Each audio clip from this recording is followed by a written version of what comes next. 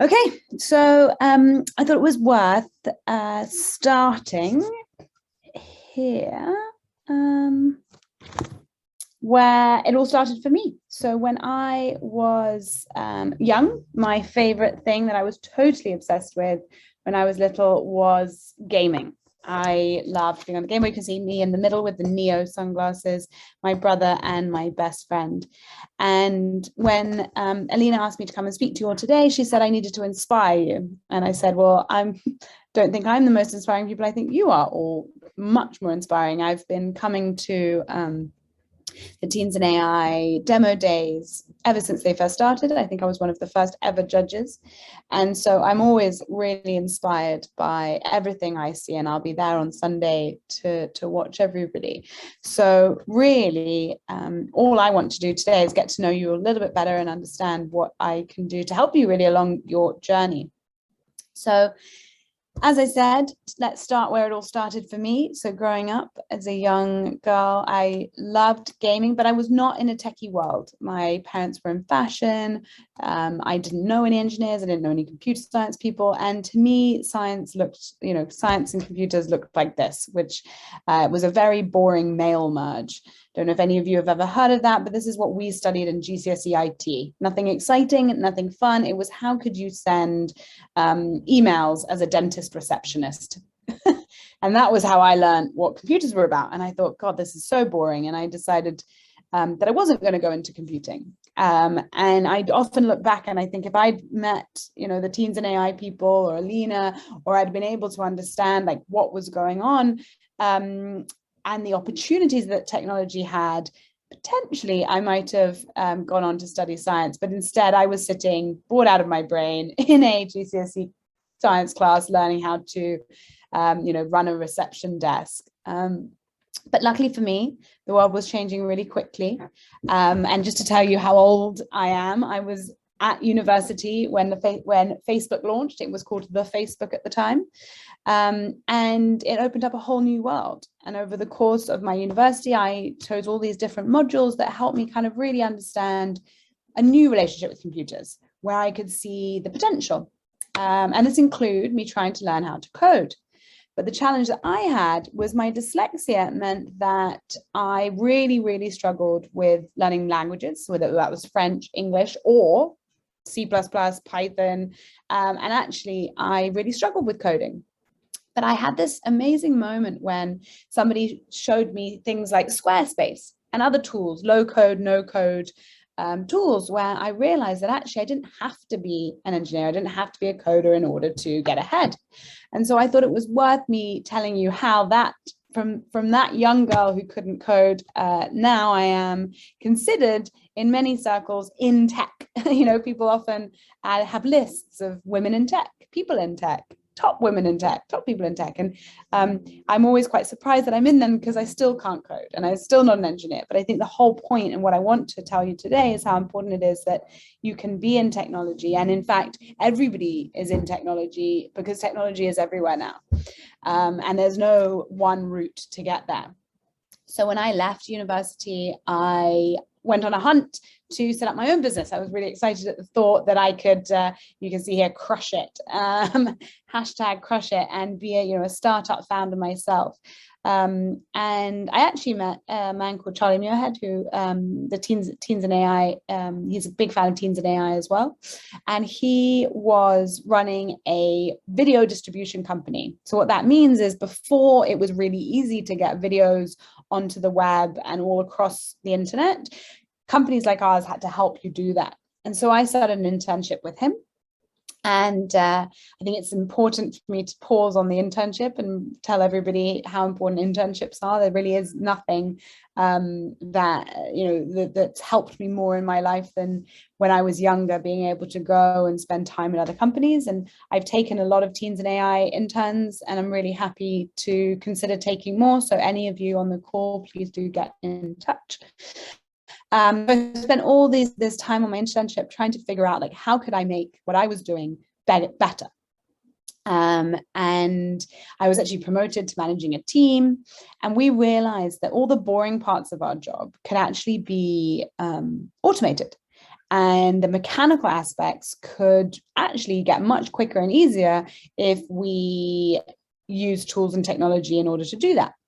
So I started working with the engineering team, and we came up with these incredible plans in order to make sure that we could get our videos seen better on YouTube, better on all of the other platforms that now no longer exist. So you won't have heard of them, but like they were called Juiced and Blue and all these hundreds of other places that the videos, before everything amalgamated into just being kind of mainly sort of Instagram, YouTube, and TikTok, there were many, many other places. And our job was to get it to all of those places. And once we started automating it, that's when I started learning about data science and artificial intelligence, because clearly that could be an even more exciting avenue for us to go down. And when we're on this journey, the company grew to about 250 people in 12 countries. I was running the New York office. This was my desk when I was in New York. And we live streamed things like Kate and William's wedding, the royal's wedding, thousands and thousands of fashion shows, the Brit Awards, the Oscars, all these high profile events. And we were doing a lot of it still manually, but we were trying to bring in more data science and AI in order to stop the kind of repetitive nature of our jobs. So we were almost trying to sort of put ourselves out of a job by automating as much of it as possible. And it was incredibly exciting time. We were front page of newspapers. We were really making splashy headlines and doing incredibly well. But at the same time, it was a very difficult market. And trying to use AI it was new, risky, and quite exciting, but also in many cases didn't work. It was early. It was early in the days, and that's when Charlie, the CEO of the company, and I decided that we would move on, and instead of trying to use AI ourselves, we would help others to use AI. And that's when we set up CognitionX. And CogX is the company that you will know of today, or might know of today. And we always invite the Teens in AI groups to our massive festivals, and we would love to keep doing that. We have thousands of people that come together every year, and it's a great platform to show the incredible stuff that young people are producing, and we will keep doing that. And we've been doing that now for 6 years, which is quite a long time in the AI space to have been championing and bringing people together and convening the community. And while I was on that journey, I was actually asked here's a picture of us all at CogX. I was asked by the government to chair their AI council. So you can see I'm here with Dame Wendy Hall and Demis Hassabis, who's the founder of DeepMind, talking to two ministers who are actually no longer in their roles, about how the AI Council that I run can support the government in bringing together policymakers and then experts from across the AI ecosystem. So that's my job. And it has been an absolute pleasure. I'm so incredibly lucky in order to do that. And recently we wrote a roadmap, so a paper, to explain what our view was on current artificial intelligence and in the direction for travel for the government in the future. And in early autumn, you'll see the government's response to that. They'll come out with a national AI strategy. So any of you who are on the call who are interested in policy and are excited to think about what are the rules and regulations that come with artificial intelligence, if your ideas have been sparked over the course of this program, let me know. I'd love to hear what you think. While all of that was going on, I felt very selfish. I thought I was the only person who was learning, and all my friends from school and all my friends who weren't in the industry had no idea what was going on in AI. And so I decided that I would write a book and help them. And amazingly, HarperCollins came to me and they asked me to write this book. And it's called How to Talk to Robots. It's about what the future looks like if it's dominated by AI. And it talks all about what I said right up at the beginning, which is you don't have to be technical to understand, but also to make sure that you know how to work with AI and data science. It starts with a history of AI. Here on the left, you can see the very standard, usual history that everybody knows. Starts with Alan Turing, and then there's a lot of sort of lone often male geniuses. But on the right here, what I tried to do was bring together and show you some of the groups of women that came along the journey to advance artificial intelligence, just to show you that diverse voices were part of that journey, because a lot of the time they get silenced. In the next chapter, I interviewed Karen Ho, who is at MIT. If you don't read Karen Ho's newsletter, quite beautiful. It's Karen, K-R-E-N-H-A-O, sorry. And there's a chapter where we have some exercises that you can practice yourself, thinking through. I mean, obviously, you've now done this course. You probably don't, they're a bit basic, but for your friends and family who don't understand your course, this is the perfect book for them. And of course, I then go on to have a chapter about the rewards that you'll see in artificial intelligence. And you've already know these, the things that you're showing us on Sunday: climate, health, all those amazing opportunities that arise from artificial intelligence. And there is also a chapter on the risks. So I've seen that you've had some people come and talk to you about the ethics of AI, the security concerns, privacy concerns, and there's obviously a chapter on that. And finally, there's a chapter with 50 recommendations of books, films, TV, and things to do next. I'll be giving away 20 of these books to some of the winners of the hackathon. So on Sunday, those of you might find out that you've won. So what I wanted to do for the rest of our time, and please do ask questions as we go along, what I wanted to do was talk a little bit about the jobs of the future. Because today, and in the near future, we have to be really aware that some jobs are inevitably going to be automated. It will start with elements and tasks within a job, but with all technological progress, all change, the jobs that humans do and the jobs that smart machines do will change. And that's exciting in many ways. There's dirty, dangerous jobs, for example, working on oil rigs or cleaning nuclear plants, or dreadful jobs that make humans sick that AI can be doing. So that's exciting. There's also dull jobs that will be automated, the ones where someone already feels like they're a robot, Amazon warehouses, for example. So the key thing that I want you to think about is, how do you develop your skills that you need to make sure that machines work for you, not you for them, which means having an edge, being able to juggle lots of things at once. Already you've spent a week, 2 weeks thinking about artificial intelligence. You know how narrow a task it can do. So definitely not going to be able to juggle things. Situations evolving, people are unpredictable. All these things are key areas where it's almost impossible, or is impossible now, for a machine to do. Having empathy, helping others to problem solve, emotional elements of the job, all of these things are almost and today impossible for a machine to do. And so this is why I think there will also be many, many jobs that only humans can do. High human interaction will become, I think, really sought after. And there's a lot of reports out there. Economists, like the chief economist of the Bank of England, agrees that potentially emotional intelligence will start to be rewarded above IQ. And jobs like nursing, caring, education, leisure, they'll actually be rewarded higher and even paid more in time. Because artisan, creative things where people are the only solution rather than machines that can scale could be, a really exciting future. But ultimately, I believe that it's something of a mix. So when I watch The Golden Compass, I don't know if you've all seen The Golden Compass, I see all these incredible heroes with their demons. And I almost start to think about AI and human in a similar way in the next decade, 50 years, where you have to work together in order to be able to accomplish things. And of course, this is all sci-fi. So let's bring it back to the reality.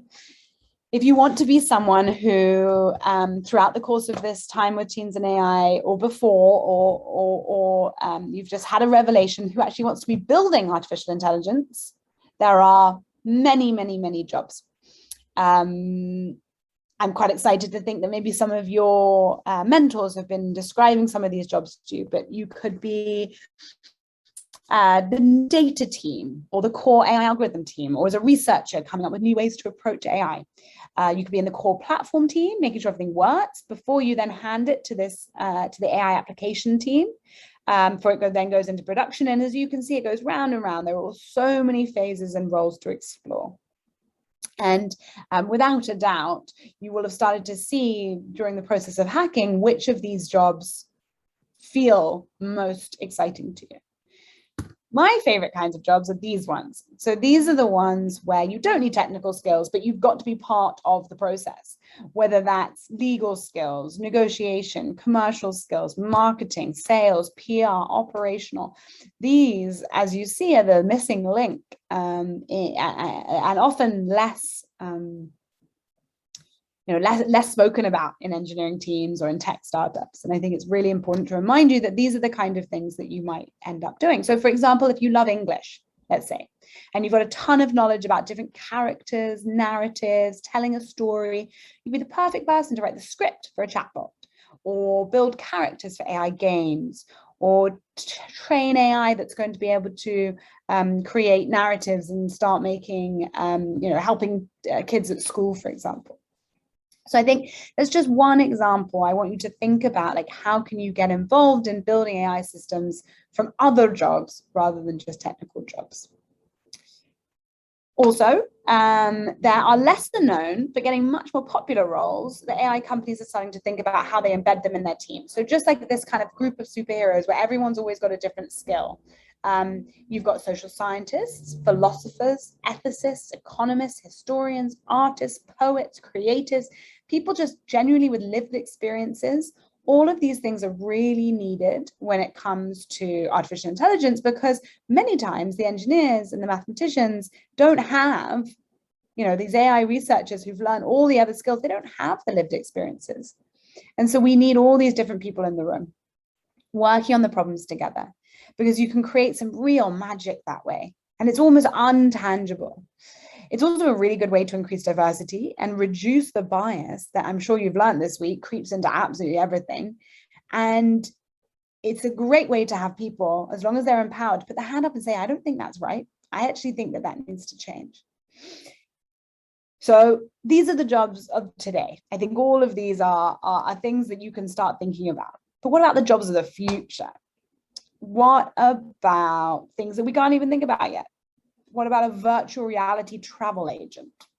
You could design and curate holidays for people based on the data of what holidays they liked before, using graphics packages, headsets. Can you imagine being a virtual reality travel agent? I mean, there's some quite strange things, and I would love you to start thinking through yourself, like, what are those new jobs?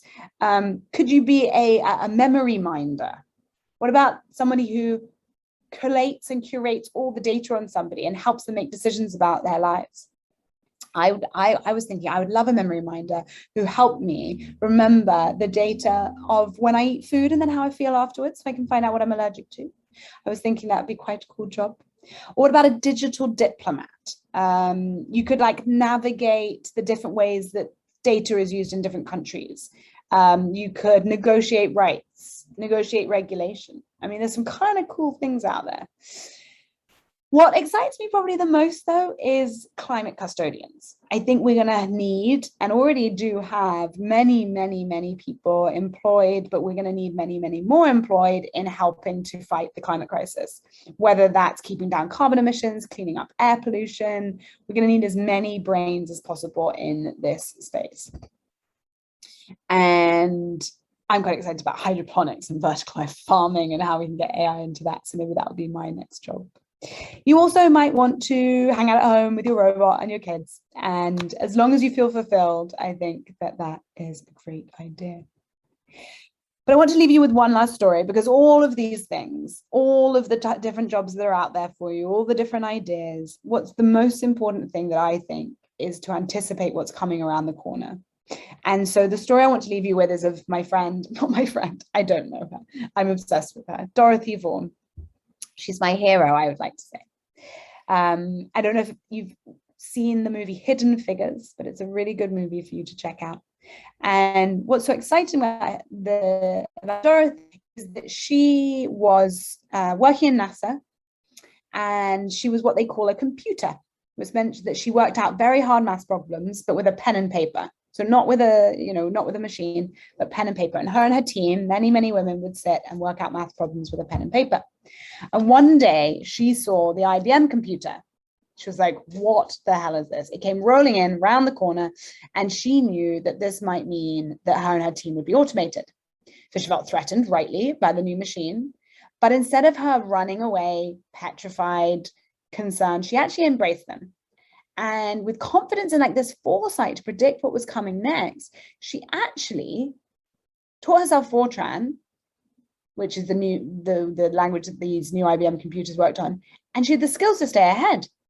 And it really wasn't easy. This is not an easy story. She was a Black woman in segregated America, and she fought her way into the library and taught herself all of these skills because she foresaw what was coming around the corner. And that's great. I mean, that's literally a beautiful story in itself.